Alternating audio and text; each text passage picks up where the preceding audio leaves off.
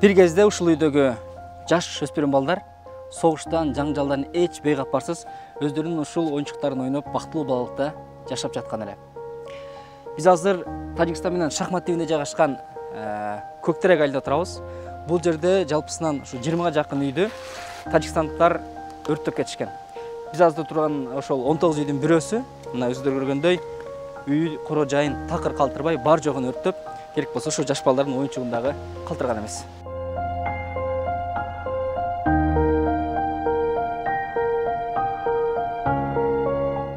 Тажик тараптын кыргыз айылдарын бастырып киргенине бир апта болду. Бирок өрттөн кийинки чоктун табы дал өчө элек. Үйдүн ээси Улан Маматовдун көдүнү да дал ушул жыгач сымал өрттөнүп турат. Анын эки унаасы коро жайы бүтүндөй күлгө айланган. Балдарынын ырыскысы болгон мал жандыгын анча алыс эмес жашаган коңшу тажикстандыктар айдап кеткен. Бул жерде ошол жыйылган мүлктөр бары болчу. Биз эч нерсе алып кетпедик. Даже менин өзүм документтерим, паспортторум ушул жерде калып күйүп калып турду. Ушул үйлөрдү кайра восстановить этип, ушул жерде кадимкидей жашоо кечиребиз деген үмүт менен, ошондой тилек менен турабыз азыр. Кудай буйрса, Кыргызстандын жери биз эч качан 1 метр жерибизди дагы бирөөнө бербейбиз. Биз ушул жерге келип восстановить этип жашайбыз. Улан мырза жашаган Көктерек айылындагы 20дай турак жайдын баары күлгө айланды. Ал шахмат тибинде жайгашып, тегерек четин тажик айылдары курчаган. Жергиликтүү элдин ата конушунун топурагын бүтөнгө тепсетпей жашайбыз деп көчөрүп жатышынын мамлекеттик деңгээлде чоң мааниси бар. Анткени дал ушул Аксай дарыясынын жээгин бойлой жайгашкан ондой кыргыз айылдары Баткен району иче турган сууну жана Исфана Лейлек аймактары каттоочу жолду коргоп турат.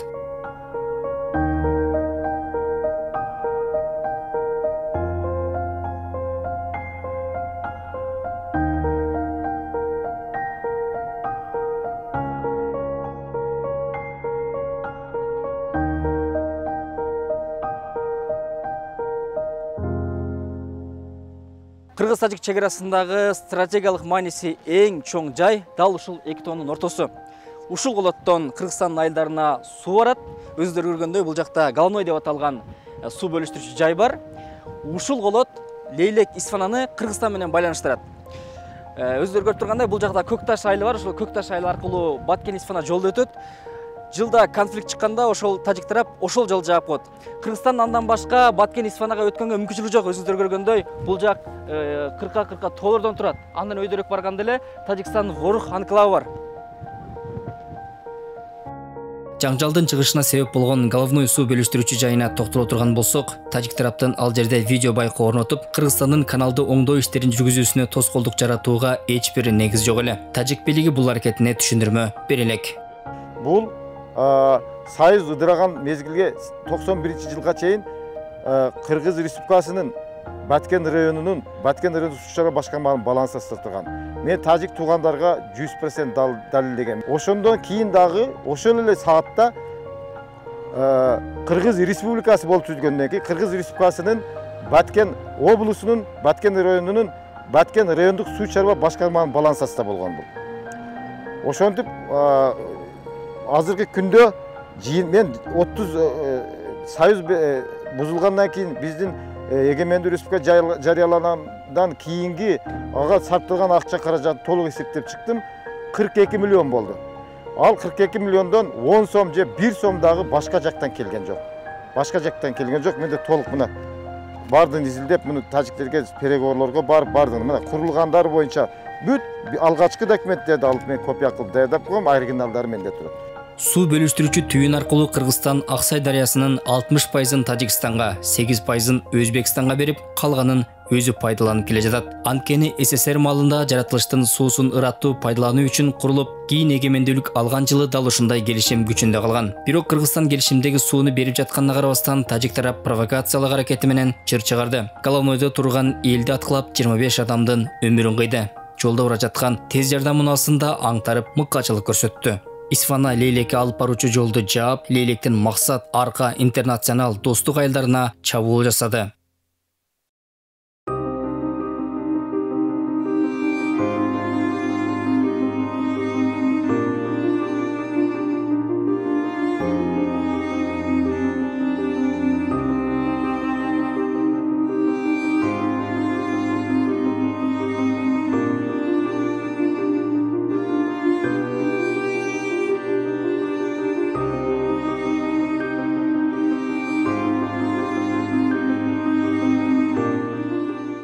Бул кадрларда 2 күндүк талап тоноодон кийинки арка достук айылдарынын көрүнүшү.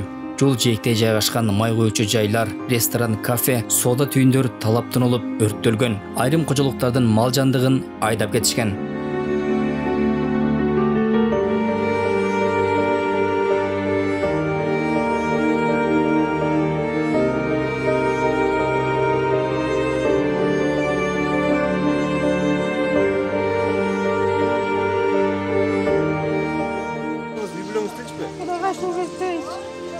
Ben olar kevakileten çıkacak kevakileten bir hafta telefon kılıp durdum keçeye geldim. Bir sutka 2 gün 3 gün yaşap jatıp körsündür. O atılıp atsa berke biz kantip oturabız, kantip jaşayбыз. Mana kelip bütün kurulgan beybaçariler kurulgan magazinler küydürüp ketiştiler, atıp ketiştiler. Bul jaşоо эмес. Ушу минедейбиз чоңдорубузга тезирээк, эртерээк ушу границаларды тактап, тосуп берсе, биз да тынч гана жашашыбызды каалайбыз да. Биздин ушул ата бабаларыбыз ушул жерден, биз ушул жерде төрөлгөнбүз, ушул жердин элибиз. Биз ушул жерде өскөнбүз. Ушул жерде өлүп, бала чака ушул жерде чоңойот да биз үмүт кылып жүрөбүз. Ушул жерде көктөтөлү деп ушинтип жүрөбүз бизчи. Чоңдорго айтарыбыз ушул жерде эртерээк тактап, тосуп берсе жакшы болот деп.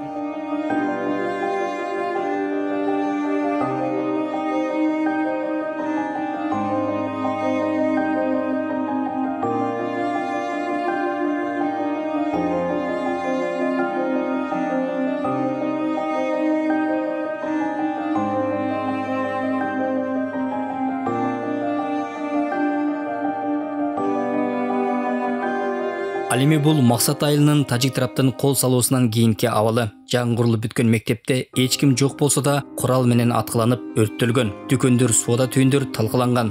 Бул көбүрөөк чыгымга учуратуу максатын көздөгөн чабуул болгону көрүнүп турат.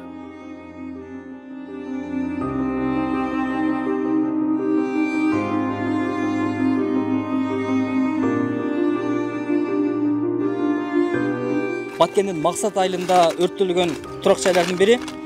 Турак жай толугу менен күйүп кеткен. Эч нерсеси калган эмес. Жада калса мындай идиш аяктарынан бери талкаланып, үйдө жарай турган эч нерсе калган эмес. Толук күйүп бүткөн. Керектүү буюмдардын баарын алып чыгып кетип калган ушундай кылып өрттөп кетишкен.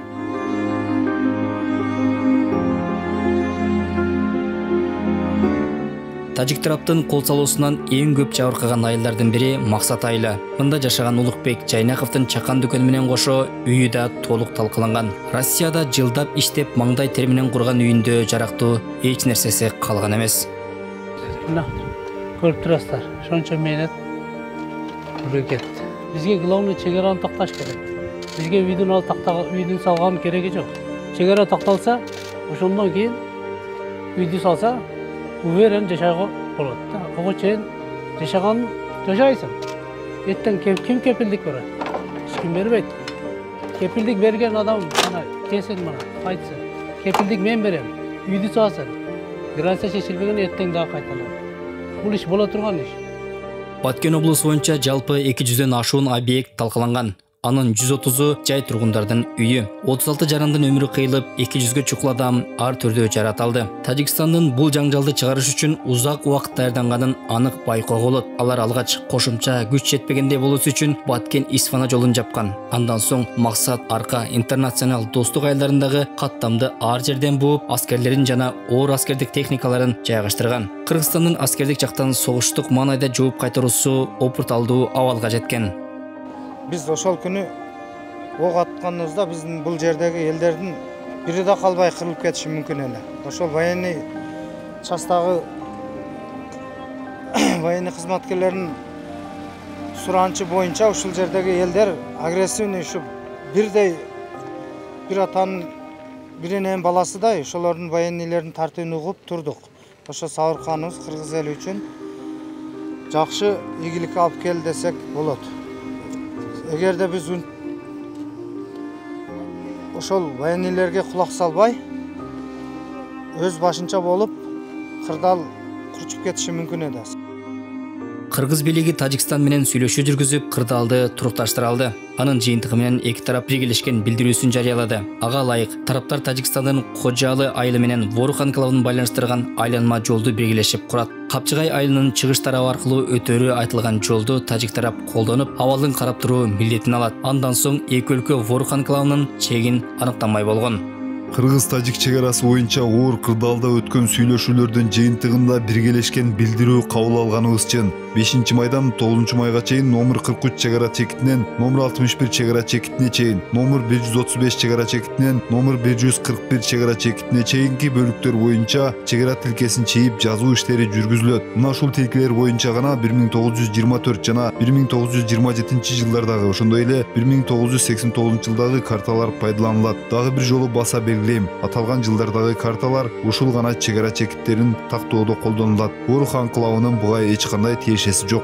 Мындан сырткары эки тарап номер 43, 61, 135, 141 чегара чекиттеринин долбоордук тилкесин чийип чыгууну, ал үчүн 1924-27 жылдардагы улуттук аймактык чек бөлүүнүн, 1989 жылдагы паритеттик комиссиянын документтерин колдонуу тууралуу орток пикир табышкан. Жалпысынан бул сүйлөшүүлөрдүн жыйынтыгына коом тарабынан түрдүү сын пикир айтыла баштады. Жогорку кеңештин мурдагы депутаты Улукбек Кочкоров аталган протокол Кыргызстандын кызыкчылыгына каршы келерин айтууда. Бүгүнкү күндө булар 275 метр жаап коюп атпайбы, көп элечи. Анан ошол учурда биз тиги Варух жак тосулуп, анан булар сүйлөшүүгө келчү да. Анан эгерде биз азыр Варухты ачып берип кое турган болсок, бул жагыбызда жабык боло турган болсо, анда булар эч кандай сүйлөшүүгө келбей, каалаган чечимин кабыл алдырат да. Ал жерде эми негизги мындай ачык эле айтышыбыз керек, суу ресурстарына болгон немелер болуп атат, аракеттер болуп атат.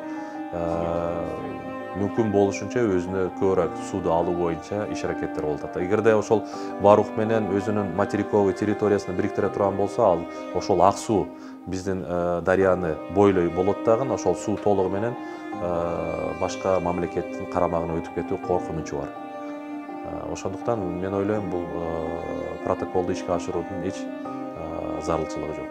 Бул аптада президент Садыр Жапаров менен УКМКнын төрагасы Камчыбек Ташиев Баткендеги Тажик тараптын чабуулдан жабыр тарткан айылдардан кабар алганы барып, элдин суроосуна жооп берди. Бирок андагы жоопторду тартууга тыюу салынган. Маалыматка ылайык, эки өлкөнүн топографиялык жумушчу топторуна 5-майдан 9-майга чейин жогорудагы чегара тилкелерин тактап жазуу тапшырмасы берилген. Муну менен кошо жумушчу топтор 17-майга чейин Кыргызстандын Лейлек районунун Максат, Кулунду, Баткен районунун Көкташ, Көктерек, Аксай айылдарындагы жана Тажикстандын Овчик, Калача, Чарку, Саманьон, Ходжи Ало аймактарындагы участоктарда топографиялык иштерди башташы керек. Кутман Маматазим, Кубаныч Азимов, 5 канал, Аптасереп, Баткен.